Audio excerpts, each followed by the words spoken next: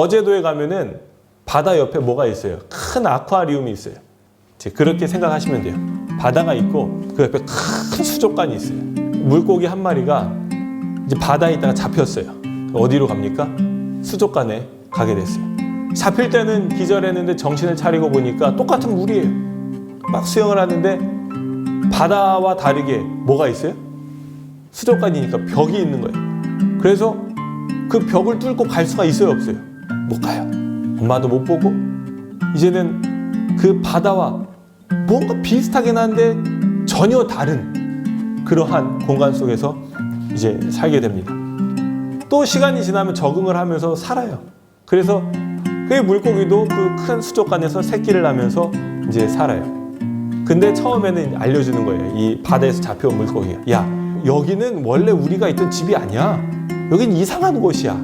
아빠가 있던 곳은 끝도 없는 정말 멋진 바다였어. 근데 여기는 뭔가 비슷하긴 한데 달라. 여기는 우리가 온 곳이 아니야. 바다에 대해서 막 설명을 해줍니다.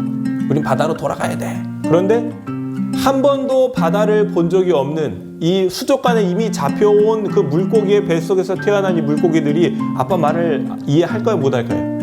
그리고 시간이 지나서 이 수족관에 이제 물고기가 꽉 차게 됐어요.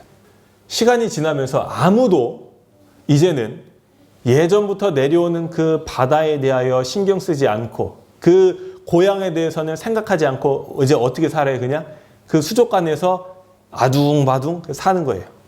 그런데 이 모든 물고기의 이 잡혀온 것부터 다 그 보고 있던 한 사람이 있었어요. 근데 그 물고기의 운명이 생각해 보니까 너무 안 되고 불쌍한 거예요. 여기 태어난 물고기들은 뭔 죄예요? 그래서 이 물고기들한테 도대체 어떻게 하면 이 물고기들한테 이 진실에 대하여 알려줄 수 있을까 고민을 합니다. 그래서 이 판타지가 좀 들어가죠. 그래서 이 사람이 어떻게 결심을 해요? 이렇게 물고기야! 그러면 물고기가 못 알아들으니까 물고기가 알아들을 수 있게 자기가 직접 물고기가 돼요. 그리고 그 어항에 들어가서 수족관에 들어가서 이제 물고기들한테 한 명 한 명 야 이게 아니야 하고 바다에 대해서 이제 알려줍니다. 근데 이 물고기들이 이 인간이 이 물고기가 되어서 온 이 물고기를 정신병자 취급하는 거예요. 뭔 헛소리를 하고 있냐. 받아들여요? 안 받아들여요? 안 받아들여요. 그리고 물고기가 그럼에도 불구하고 개의치 않고 어떻게 하면 이 바다를 나갈 수 있는지 방법들을 설명해줘요. 근데 여러분 만일 여러분이 그 물고기를 불쌍하게 여긴 그 물고기의 주인이나 사람이라면 여러분 이 물고기 다시 감내하신 아버지의 놀라우신 사랑이요. 그 가운데 정말 은혜와 진리가 충만해요.